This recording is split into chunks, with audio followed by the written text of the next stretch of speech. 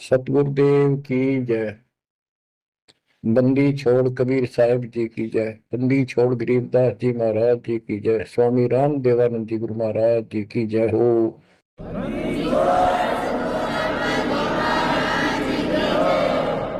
सर्व संतों की जय, सर्व भक्तों की जय, धर्मी पुरुषों की जय। श्री काशी धाम की जय, श्री सुडानी धाम की जय, श्री करोथा धाम की जय, श्री बरवाड़ा धाम की जय। सत साहिब गरीब नमो नमो सत पुरुष को नमस्कार गुरु की नहीं। सुर नर मुनिगण साधुआ संतों हर दीन। सतगुरु साहिब संत सब दंडवतम प्रणाम। आगे पीछे मध्य हुए किनको पूर्व।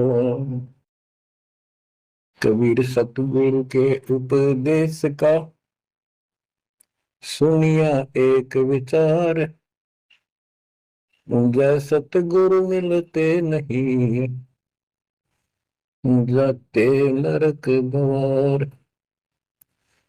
नरक द्वार में दूत सब करते खेचा तान। उनसे कभू नहीं छूटता फिरता चारों खाने।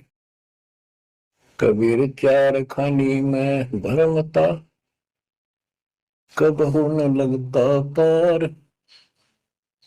सो फेरा सब मिट गया मेरे सतगुरु के उपकार। जय जय सतगुरु मेरे की जय जय सतगुरु मेरे की। सदा साहिबी सुख से वसियो अमरपुरी के डेरे की। जय जय सतगुरु मेरे की जय जय सतगुरु मेरे की। सदा साहिबी सुख से वसियो सतलोक के डेरे। बच्चों, उस सतलोक की याद आती है और जिस कारण से ये वाणी याद आती है तो शुक्र मनाया जाता है। आत्मा शुक्र मनाती है कि तुम तो सुख से जीवो, हमने तो कर्म फोड़ लिए। हम तो अपने कर्म भोग रहे हैं, तुम लक्की थे, समझदार थे, इस दुष्ट की बातों में नहीं आए। निर्विकार निर्भय तू ही और सकल मान। जी साधो और सकल मान। सब पर तेरी साहिबी, सब पर तेरी साहिबी। तुझ पर साहिब नाम निर्विकार निर्भय। आप अमर कथा सुन रहे हो, सत्यनारायण कथा सुन रहे हो, और आप कहीं भी बैठे हो, दाता ने कैसी दया कर दी। चलते फिरते बैठकर परमात्मा का गुणगान सुनो। बच्चों, ये सत्संग जो है ये आध्यात्मिक पढ़ाई है, ये आध्यात्मिक शिक्षा है। इसको समझने के लिए भी काफी समय की आवश्यकता है। जैसे बच्चे स्कूल जाते हैं, यानी 15-16 वर्ष तक तो वो टोटली फ्री होते हैं। अपनी पढ़ाई करो, ट्यूशन लगवाओ, क्लास में पढ़ो। तो ऐसे करते करते वो विद्वान बन जाते हैं, डॉक्टर बन जाते हैं, इंजीनियर बन जाते हैं और बड़ी बड़ी शिक्षाएं प्राप्त कर लेते हैं। इसी प्रकार आपको ये आध्यात्मिक लेक्चर अटेंड करते रहना चाहिए। संसारिक काम भी करो, शिक्षा ग्रहण भी करो, लेकिन ये शिक्षा साथ जरूर ग्रहण करो। इसके बिना सब व्यर्थ है। वो तो सिर्फ पेट के लिए, रोजी रोटी के लिए जो भी कर्म हम करते हैं सब रोजी रोजगार के लिए होता है, और वो रोजगार हम करते करते नुकसान हो जाता है। सब कुछ करते करते हानि हो जाती है, कोई लाभ नहीं मिलता। इधर कमाते हैं, उधर रोग हो जाता है, यहां से कमाया उधर खत्म हो गया। तो परमात्मा के चरणों में आने के बाद, इसकी शरण आ जाने के बाद, तो ये इस तरह के कष्टों को कम कर देगा। परमात्मा की महिमा भी ना सुने, भक्ति ना करें और काम में ज्यादा ध्यान दें, कभी नुकसान ना हो जाए। और वो करते करते हो जाता है, फिर घर के रहते ना गांठ के। इसलिए काम अवश्य करो, पर इसमें नागा ना करो। परमात्मा की महिमा अवश्य सुनो और भक्ति डेली करो, सुबह दोपहर शाम के परमात्मा की स्तुति। आजकल तो अनपढ़ भी कर सकते हैं, मोबाइल घर घर है, उसमें लगाओ आरती, सुबह दोपहर शाम की, आराम से सुनो, काम भी करते रहो।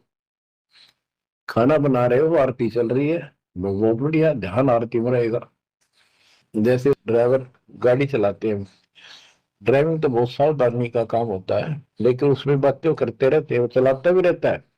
इसी प्रकार इस समय का ऐसे सदुपयोग करो, सुमन भी करो, गाड़ी भी चलाओ, तो आरती भी लगा लो, उसके अंदर चलते रहो, सुनते रहो। तो परमात्मा ने आपके ऊपर रजा करने में कसर नहीं छोड़ रखी। और अब आप भी चौकस हो जाओ, सतर्क हो जाओ, समर्पित और दृढ़ हो जाओ। बच्चों, अपने को अपने घर का ज्ञान हुआ,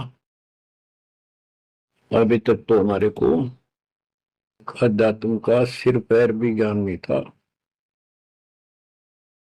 और जब तक बच्चों हमें विश्वास नहीं होता कि परमात्मा कौन है, इसका प्रमाण कहाँ है, कहाँ प्रूफ है, और हमारी आत्मा इस बात को नहीं स्वीकार कर लेती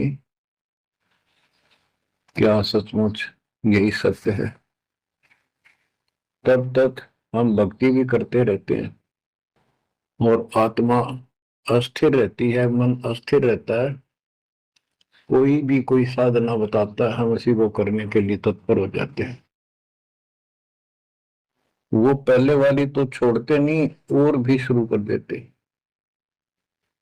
क्योंकि हमें चाह है परम पिता की। हमें इस बात का एहसास है कि एक शक्ति है जो हमारे दुखों का निवारण करती है, किस्मत से भी अलग देती है।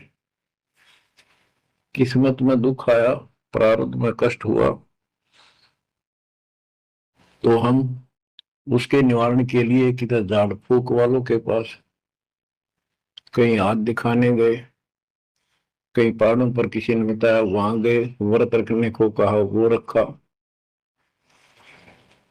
हमने हर तरह से कोशिश की कि कोई सुख प्राप्त हो, ज्यादा धन प्राप्त हो, लेकिन ऐसा कुछ नहीं हुआ।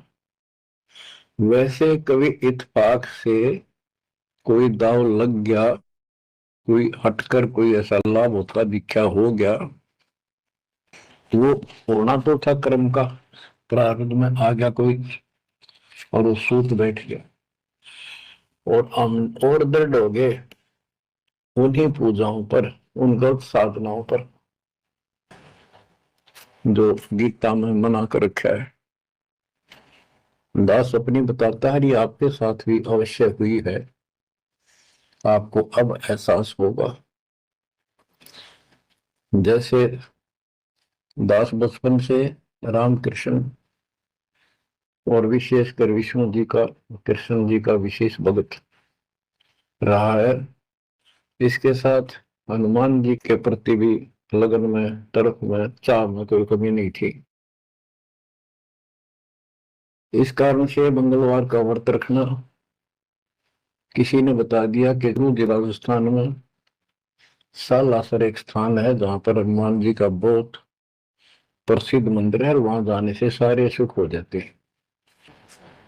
तो दास सिरसा सर्विस करता था। हरियाणा का एक शहर है, पंजाब से सटा हुआ डिस्ट्रिक्ट है।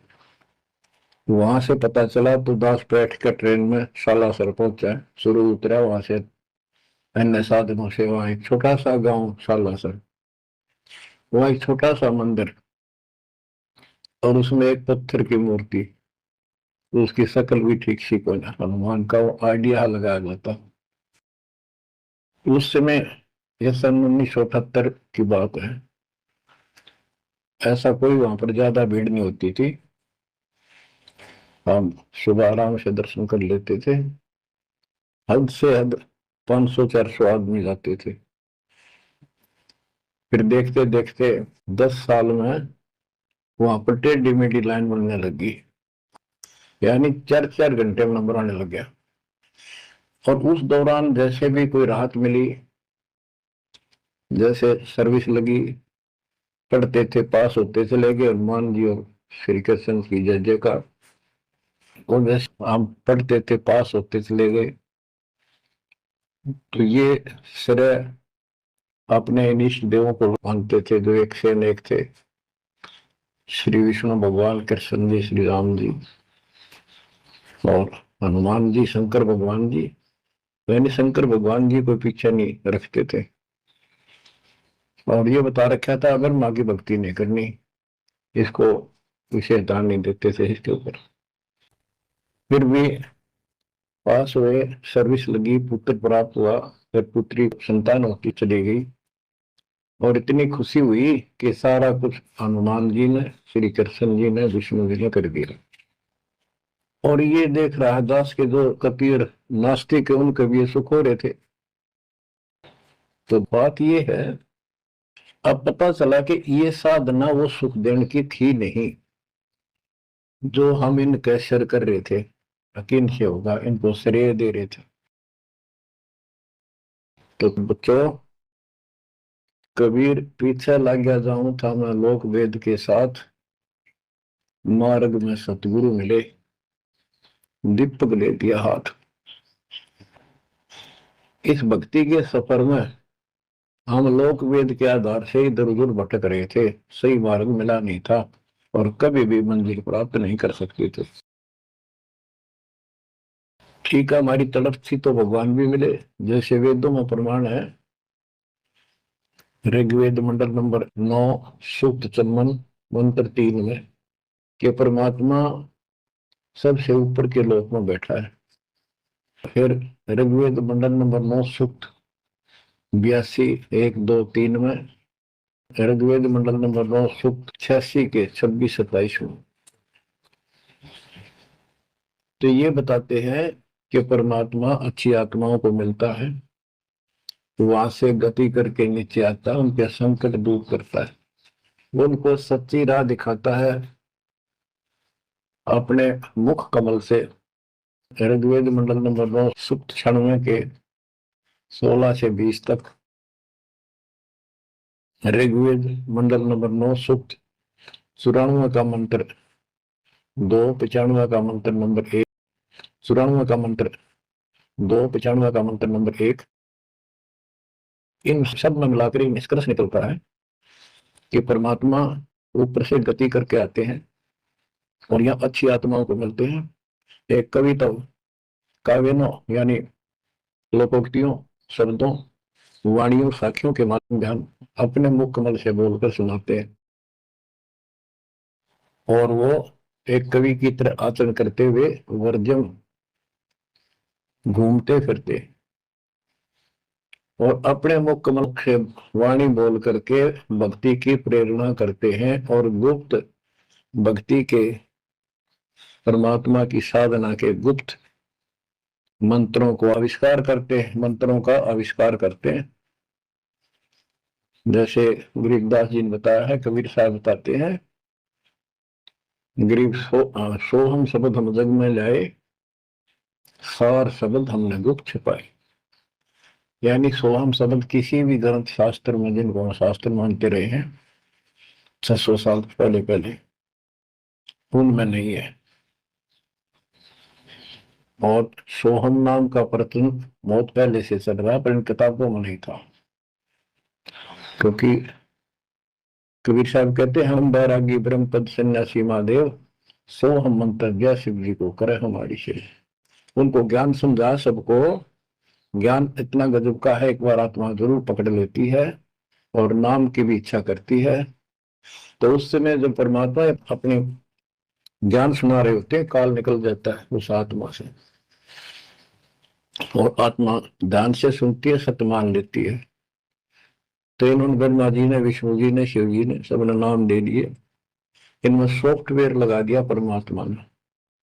विष्णु जी में हरियम का, शिव जी में सोम का, ब्रह्मा में ओम का, और वही आज हमारे को लगा दिया। अब हम अपना काम इनसे डायरेक्ट ले रहे हैं। तो कहने का भाव ये है कि जिस समय परमात्मा अपना ज्ञान सुनाते हैं, काल भाग जाता है। परमात्मा के वहां से आते ही काल प्रवेश कर जाता है, उनकी बुद्धि को फेर देता है। इसी कारण से दोबारा इन्होंने परमात्मा की वाणी सुनी नहीं, विचार नहीं सुना, और ये धोखा खा गई। हमने भी बहुत बार धोखा खा लिया, संको बार हम ये कष्ट उठा चुके और ये धोखा खा चुके हैं। तो अपने भगवान को छोड़कर इन बकवादा बड़े रहे। मानुष जन्म पाएकर खोवे, सतगुर विमुखा युग युग रोए। बच्चों, गिरीश सतगुर संगत छोड़कर लाख वर्ष जप कीन, इंद्रिय क्रम ना मोक्ष हो रह काल के आदि। जैसे आपको बार बार समझाया जाता है कि सतगुरु से विमुख होने के बाद हम आज से 600 वर्ष पहले परमात्मा से विमुख हुए थे। उसके बाद हम पता नहीं किन किन धर्मों में जन्मे, कभी भक्ति की कभी ना की। भक्ति करते थे, वो भक्ति ही नहीं थी, लेकिन मालिक फिर भी हमें उन प्रत्येक मानव शरीर में मिले हैं और सच्ची राह दिखाई है। हमने कुछ दिन की साधना अवश्य की है, फिर छोड़ दी, और जिसके कारण परमात्मा हमें चार्ज कर गए। उस चार्जिंग के कारण आज तक आपके हृदय में मालिक की चाह और भक्ति की तरफ बनी हुई थी, और मनुष्य जीवन मिलते रहे। क्योंकि हम 600 साल पहले गुरुद्रोही नहीं हुए थे, सतगुरु विमुख हो गए थे। सतगुरु विमुखा युग युग रोया, मानुष जन्म पाकर खोया। एक उदाहरण देता हूं। एक राबी नाम की लड़की, जिसको राबिया भी कहा, मुसलमान धर्म में जन्मी। वो पिछले सतयुग से मालिक के उनके साथ लगे थे, अपनी बेटी को, अपनी आत्मा के। गरीबदास जी ने बताया है कि कबीर साहब बताते हैं, दो जन मेरी शरण है। यानी एक बार किसी युग में चाहे वो 10 दिन भी नाम ले ले, फिर छोड़ दिया वो, मालिक उसको अपने खाते में लिख लेता है। और फिर उसको धीरे धीरे धीरे धीरे, देखो अपने पिता को देखो, हमारे लिए कितना कष्ट उठा रहे हैं। उसको धीरे धीरे चार्ज करते रहते हैं, चार्ज करते रहते हैं, भक्ति की तरफ जन्म जन्मांतर बढ़ाते रहते हैं। उसी कर्म अनुसार, उसी क्रिया में वो लड़की आत्मा शराबी बनी हुई थी। तो लड़की मुसलमान घर में जन्म था, 12-13 साल की बेटी थी, भेड़ बकरियां चरा रही थी। और सारी सृष्टि के रचनहार हमारे पिता अपनी बेटी के लिए उस जंगल में पहुंच गए, घास फूस पर बैठ के जाकर बेटी के पास मुसलमान धर्म जिंदा का रूप बनाया। हमारे अंदर एक धर्म कर्म की ये भी एक समस्या है कि हम अपने धर्म वालों को महत्व देते हैं, दूसरों से नफरत करते हैं। ये काल की चाल है। इसलिए दाता सौ सब क्षेत्र में करूं अपने जन के काज, हिरण्यकशिपु जो मार दूं नरसिंह धर के साथ। इब्राहिम सुल्तान दम के बंदी बन के चले गए, एक नौकरानी बन के चले गए। क्या पड़ा था उनको? कोरड़े खाए, नौकर बने। अपने बच्चे को नरक से निकालने के लिए कि तुम बालक को बुद्धि छोटी है, बच्चे की बुद्धि इतना काम नहीं करती, इस ज्ञान से आपकी बुद्धि विकसित होगी, आप कुछ दिनों में संकेत समझने लग जाओ। अब जैसे रबी को मालिक ने समझाया, तो बच्चों परमात्मा अपनी उस बेटी, उस आत्मा के, राबिया के पास जाकर बैठ के जंगल में गर्मी सर्दी घास फूस के ऊपर बैठ के और उसको समझाने लगे, बेटी भक्ति किया करो।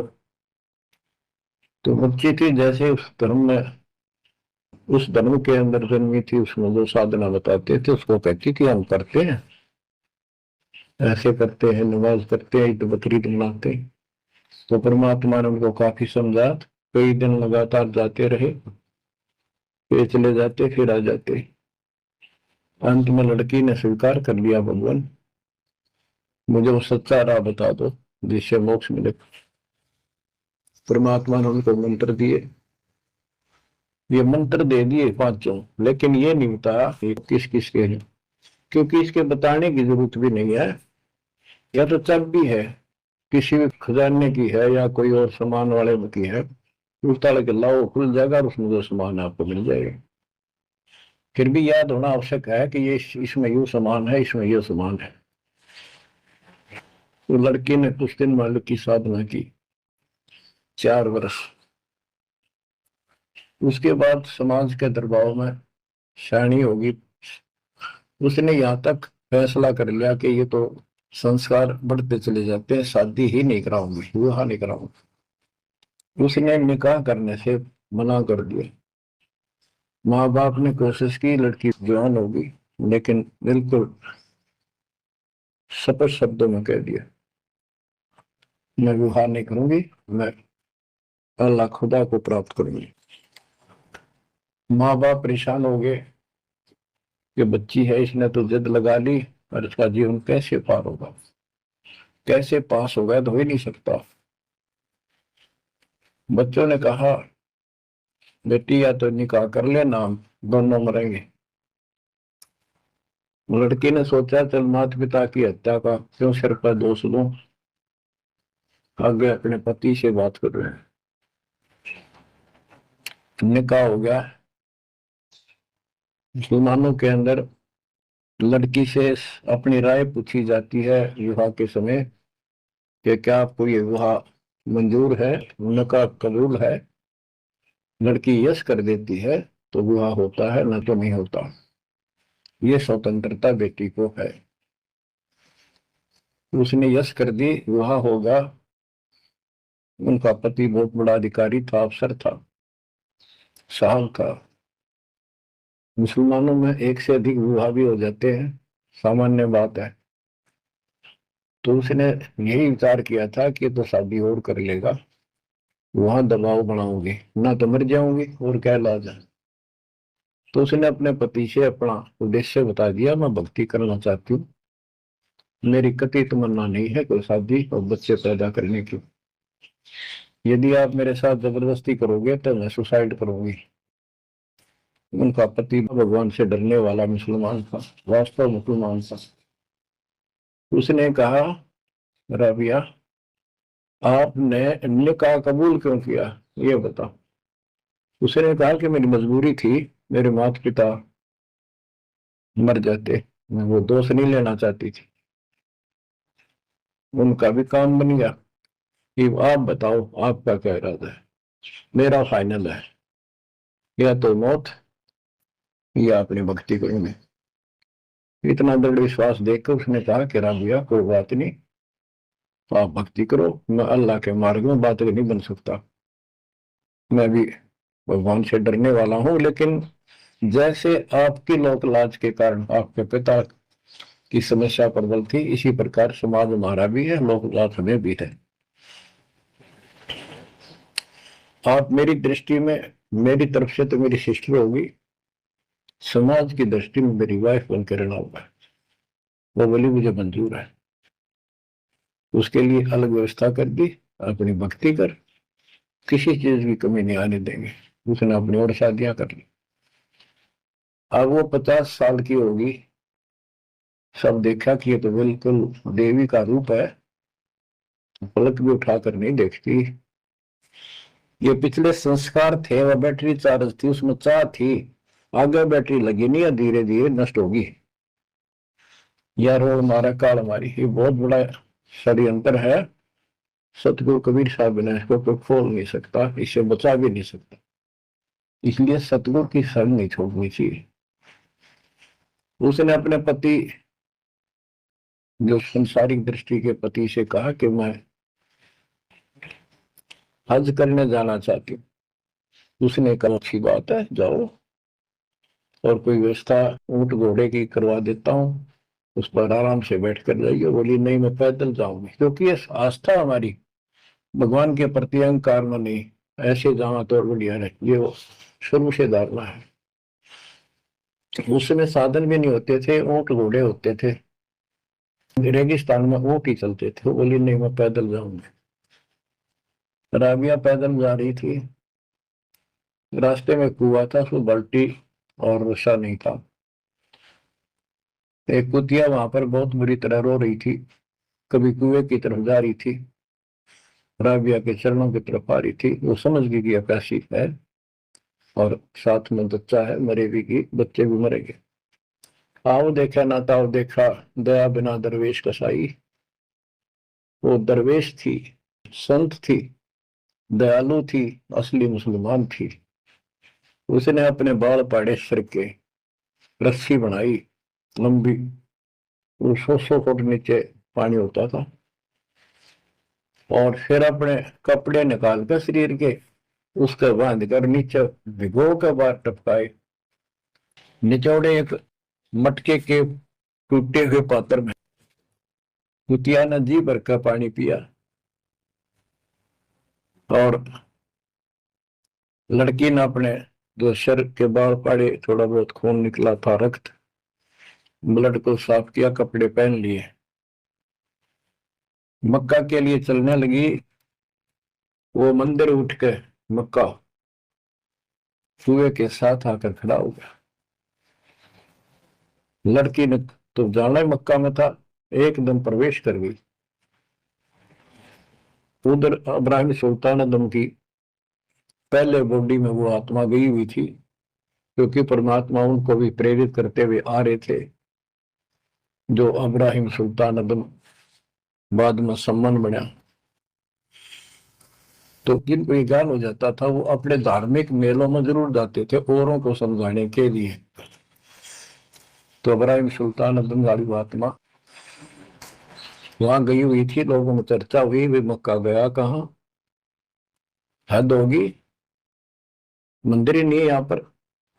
तब इब्राहिम सुल्तान अदम कहता है, गरीबदास जी बताते हैं, सुल्तान अदम मक्के गया, मक्का नहीं मकान, गया रांड के लेन को यूं कह अदम सुल्तान।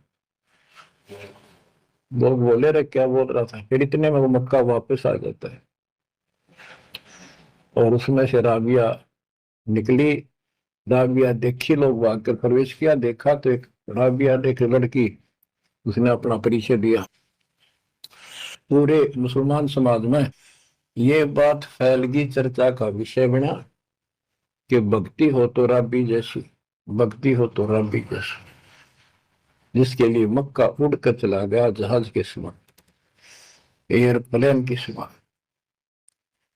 तो वह हज के लिए गए हुए व्यक्ति इब्राहिम सुल्तान से बोले, अरे भले आदमी, तू एक देवी को क्या कह रहा था गारंड के लेने को, नु कह तुम सुल्तान एक नकमी आत्मा को यू मक्का लेने गया है।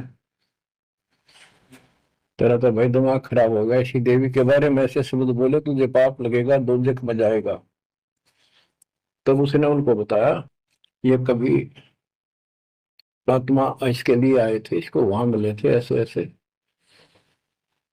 और इसने वो सत भक्ति छोड़ दी, क्योंकि परमात्मा साधु रूप में कहीं प्रकट हो जाते हैं, ये उनका एक नियम है, अच्छी आत्माओं को मिलते रहते हैं। तो इब्राहिम सुल्तान वाली आत्मा को बताया था कि ऐसे एक राबी नाम की बेटी है, उसको भी मैंने ज्ञान दिया, पर नालायक ने वो भक्ति छोड़ दी, दुख पाओगी।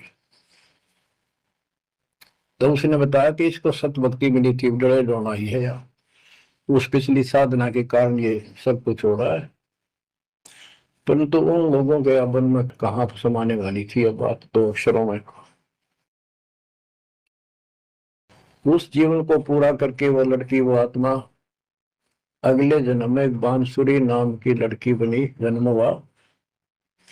धार्मिक शब्द सुनाया करती थी, बड़ी प्रबल, क्योंकि प्रेरणा थी उसमें भी अनमोल रही वो। और यहां तक विचार कर लिया कि ये सुना है मक्के में जो मरता है वो सीधा जन्नत में जाता है, स्वर्ग में। तो इससे बड़ी अवसर कहाँ मिलेगा, अगर दोस्ता होगी। मक्के में अपनी गर्दन काट दी और चढ़ा दी, सब जगह ये चर्चा होगी भाई, बांसुरी तो जन्नत में जाएगी, सिद्ध दरवाजे खुले हैं। अब बताओ, वो तो लोकवेद था, तत्व ज्ञान क्या कहता। उसके बाद वो लड़की अगले जन्म में फिर लड़की रूप में जन्मी, युवा होकर वैश्या का जीवन दिया, सारा जीवन गंदे कर्म करो, एक भी अच्छी सोच नहीं थी, छोड़ दिए कर्म काल में। मानुष जन्म पाकर खोए, सतगुरु विमुखा युग युग रो। वो फिर मर गई उस गंदे जीवन को भोग कर, पाप इकट्ठे करके ढेर ला गए। उस 3-4 साल की साधना से उसको मनुष्य शरीर मिलते रहे। उस दौरान परमात्मा ने कोशिश की, लेकिन वो रंग में रंग चुकी थी। बांसुरी वाले में खुद गायक बन गई, लोग प्रशंसक हो गए, बड़े बड़ी अल्लाह का ज्ञान सुनाती है। और वैसा बनने के बाद उसी कर्म वैसे फूट लिए, अच्छे बात समझ में नहीं आई। वो फिर मृत्यु को प्राप्त हुई, वैसा का जीवन, गणका का जीवन वो कर, फिर वो शेख तकी नाम के एक धार्मिक मुसलमान पीर के घर जन्म लिया बेटी के रूप। 11 वर्ष की, 12 वर्ष की आयु पूरी करके वो मर गई, समय संस्कार पूरा हुआ।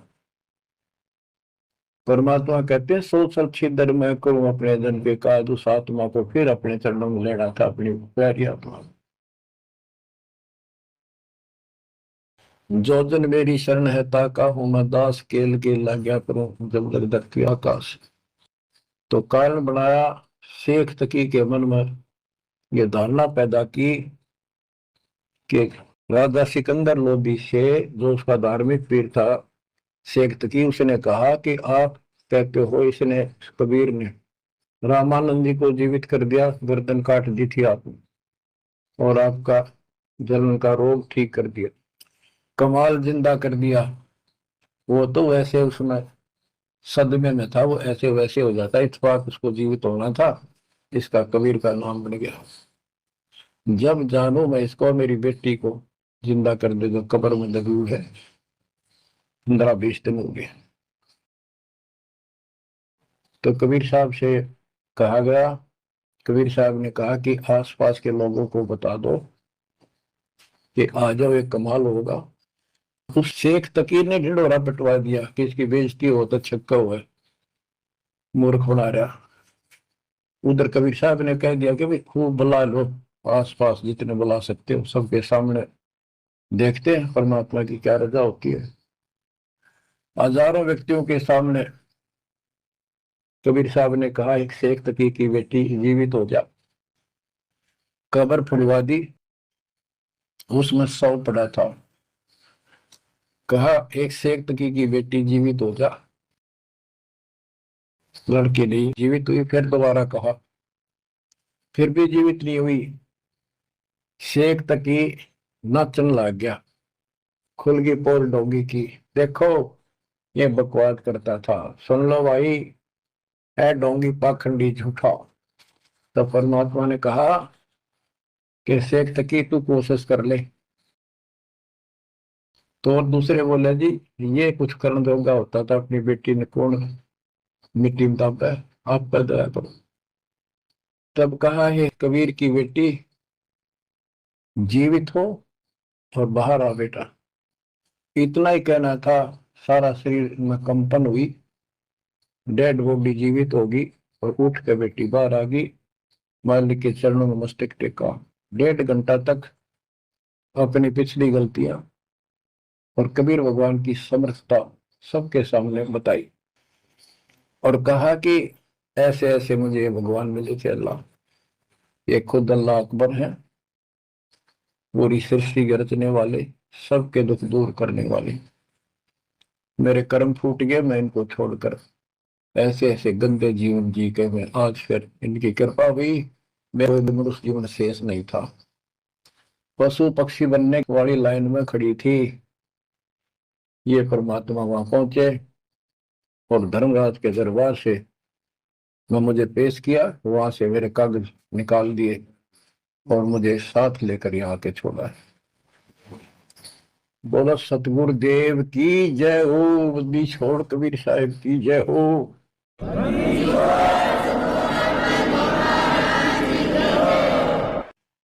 तो उसने कहा बेटी जा अपने पिता के साथ, कबीर साहब ने कहा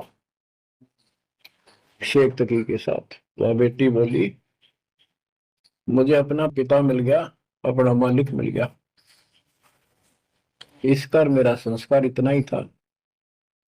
आप मेरे पिता हो, सारी सृष्टि के मालिक हो, मैं तो आपके साथ रहूं। अपने गुरु के मैं संग संग होली, अपने गुरु के मैं संग संग होली, सखेरे मोहे लेकन आई लाज, आज वह गुरु दर से दिखाए। बच्चों यह बात तो बनेगी ऐसे ही। पानी कहते, देसी कहावत है, पानी तो झील में नीचे के स्थान पर आके ही टिकेगा। वैसे पलट में कितना ऊंचा चढ़ जाए लेकिन टिकेगा वहीं आके। मन का तूफान बकवादों का, कहीं धक्के खा लो, आके बात बनेगी सतगुरु शरण। तो कहते हैं गरीबदास जी का है, गिरिव सतगुरु संगत छोड़कर लाख वर्ष जब की, इंद्री कर्म ना मोक्ष हो, रहे काल के आखी। सतगुरु पूर्ण संत की संगत छोड़कर चाहे लाख वर्ष तक ये जप करते रहियो, चाहे ये जाप करते रहना, इसका कोई यूज नहीं होगा, क्योंकि कनेक्शन कट चुका होगा, मर्यादा भंग होगी। गुरु बिन माला फेरते, गुरु बिन देते दान, गुरु बिन दोनों निष्फल है, वो व्यर्थ जाएंगे। बच्चों परमात्मा हमारे लिए भटक रहे हैं, इन पिछली गलतियों से सबक लो, इनको फिर से न दोहराना। जैसे आपको बताया है कि कबीर भगवान है, ये सारी सृष्टि के रचने वाले हैं, ये हमारे पिता, हमारे जनक है, हमारे कष्टों को दूर करने वाले संकट मोचन यही है। लेकिन हम इनको छोड़कर अन्य उपासना करते रहे हैं। जैसे गीता अध्याय 16 श्लोक 23 और 24 में स्पष्ट कर दिया है कि शास्त्र विधि को त्याग कर जो अपनी मर्जी से इच्छा से मनमाना आचरण करते, मनमानी साधनाएं करते हैं जो शास्त्रों में प्रमाणित नहीं है, उनको न तो कोई सुख हो, न कोई सिद्धि प्राप्त हो, कार्य सिद्ध हो जिससे, और न उनकी गति यानी मोक्ष हो। तो भक्ति करते इसी के लिए, ये तीनों नहीं हुए तो उस भक्ति का फायदा क्या, लड़ाई ढोने वाली बात। तो बच्चों आपको बताया, सभी वेदों और ग्रंथों से सिद्ध कर दिया कि कबीर भगवान है। वेदों को तो पूरा विश्व मानता है और हिंदू समाज तो इस पे कुर्बान है। उसके बाद दूसरा नंबर गीता, वेदों से भी प्रथम आ चुकी है वर्तमान में, क्योंकि इसमें ज्ञान बिल्कुल संक्षिप्त में और बहुत तिरपाई सीरीज में, तो इसलिए इनमें सबसे आपको प्रमाणित कर दिया कि कौन सी भक्ति करनी है।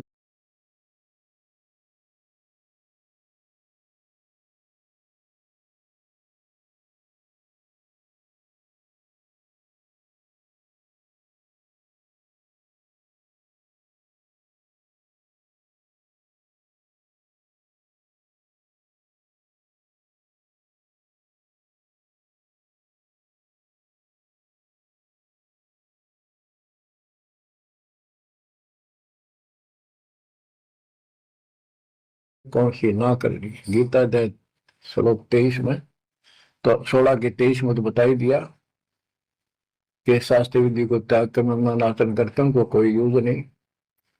24 में कहा कि इससे तेरे लिए अर्जुन शास्त्र ही प्रमाण है, कर्तव्य जो साधना करने योग्य है और अकर्तव्य जो ना करने वाली है, इन्हीं के आधार से करो। गीता अध्याय 9 श्लोक 25 में कहा कि भूत पूजने वाले भूतों को प्राप्त होंगे, पितर पूजने वाले पितरों को प्राप्त होंगे, देवताओं की भक्ति करने वाले देवताओं को प्राप्त होंगे, और मेरी भक्ति करने वाला मुझे प्राप्त होगा।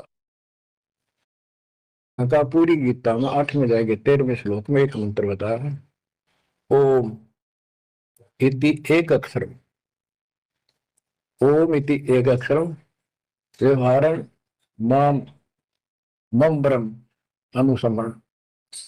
ओम इति एक अक्षरम मम मम ब्रह्म यह प्रयाति तदन देव से याति ब्रह्म। मुझ ब्रह्म का केवल एक ही मंत्र है जिसका जाप करना अंतिम शास्त्र जो इसकी साधना करता है वो मेरे से इस ओम से प्राप्त होने वाली गति को प्राप्त होता है। वो गति कौन सी है इसके लिए आपको, क्योंकि ये एक लेक्चर है, पीरियड है जो दास आपको दे रहा है, और इसमें टीचर पहले दिन से लेकर 1 साल तक यह पढ़ावा है, तब जाकर के बच्चों के दिल में स्वभावत 100 बार पढ़ा ले तो भी पढ़नी पड़ती है, तभी उसके ऊपर विश्वास उतर जाता है, वो हृदय में जम जाती है।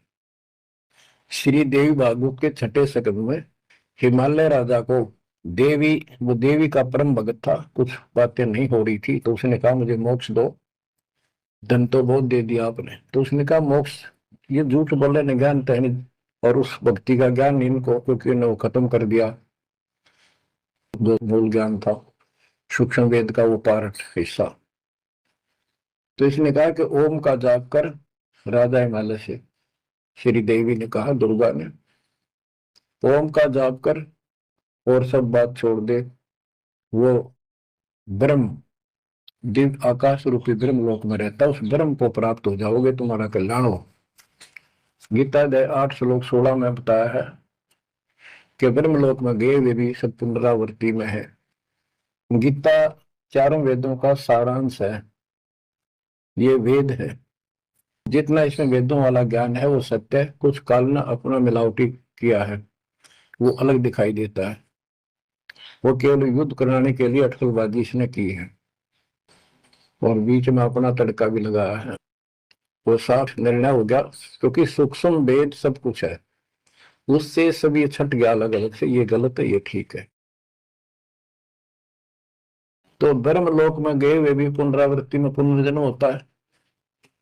गीता अध्याय 4 श्लोक 5 में इसने स्पष्ट कर दिया, तुम तेरे मेरे बहुत जन्म हो चुके हैं, तू नहीं जानता नहीं। गीता अध्याय 2 श्लोक 12 में यही 10 के 2 में बताया कि मेरी उत्पत्ति तो हुई है लेकिन ये ऋषि देवता नहीं जानते क्योंकि ये मेरे से उत्पन्न हुए। फिर उस ज्ञान को जैसे जहां से शुरुआत हुई थी कि परमात्मा सतलोक से सबसे ऊपर के लोक में रहता, वहां से चलकर गति करके आता है, अपना सच्चा गौतम ज्ञान खुद बोलकर बताता है। गीता अध्याय 4 श्लोक 32 में ये कोड वर्डों में है गीता ज्यादातर, उसमें बताया कि जो ज्ञान ब्रह्मणे मुखे सचिदानंद घन ब्रह्म ने अपने मुख कमल से बोली वाणी में बोला है, उस वाणी में विस्तार के साथ लिखा है, उससे ये पूर्ण मोक्ष होगा, फिर कभी जन्म मरण नहीं होता। उसके बारे में चौथे अध्याय के 34वें श्लोक में कहा है कि उस ज्ञान को तत्वदर्शी संतों के पास जाकर समझ, उनको दंडवत प्रणाम करने से, कपट छोड़कर उनकी सेवा करने से वो तत्वदर्शी संत दे तत्व ज्ञान का उपदेश करेंगे। गीता अध्याय 15 श्लोक 1 में स्पष्ट कर दिया है, जो इस उल्टे लटके हुए संसार रूपी वृक्ष की के सभी विभाग का नारा नारा ज्ञान बता देता, सभी विभागों का पार्षद सवेदवित व वेद के तात्पर्य को जानने वाला है।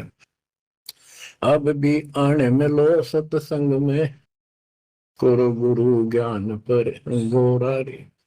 शरण पड़े को गुरु संभाले, जान का बालक भोला रे। कहे कबीर तुम चंचत राखो, जो सोई में डोरा।